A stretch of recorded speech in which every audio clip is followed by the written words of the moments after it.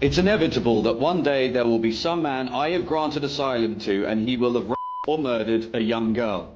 That was the extraordinary testimony of a Home Office caseworker to the Telegraph. The first duty of any government is to keep its citizens safe. Yet under Conservative and Labour governments, that duty has been betrayed. Civil servants have been knowingly waving through asylum claims for foreign sex offenders in direct violation of the law.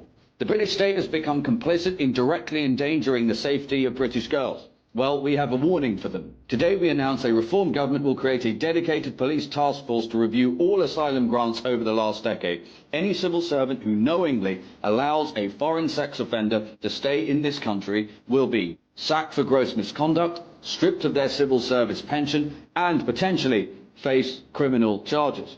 I was just following orders will be no excuse. As Prime Minister, Nigel Farage will prioritise the safety of British women and girls. Why is this outrageous situation happening? Because with an asylum backlog of over 150,000 cases, ministers have been pressurising civil servants to rubber stamp claims instead of properly vetting them, or doing what should be done with people who come to this country illegally, deporting them. The facts are ugly, but the public deserves the truth. Afghan nationals are over 20 times more likely to be convicted of sex offences than British citizens. Foreign nationals with known criminal records are routinely being granted asylum. More Afghans arrive illegally by small boat than any other nationality, and a staggering 99% were granted refugee or humanitarian status in 2023 alone. All of this while you, the British people, have been kept in the dark. One Afghan resettlement route, for example, was hidden from the public for nearly 2 years under a super injunction, and that cost £5.5 billion.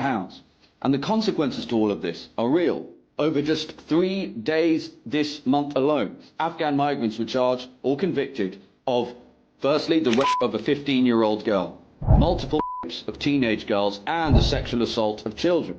That's why reform will take decisive action. All the asylum decisions that have been made and are being made will be investigated. Civil servants who knowingly granted leave to remain to sex offenders will be dismissed for gross misconduct. They will forfeit pensions and face potential prosecution. Reform will protect British women and girls, and sadly right now that means holding the British state itself to account.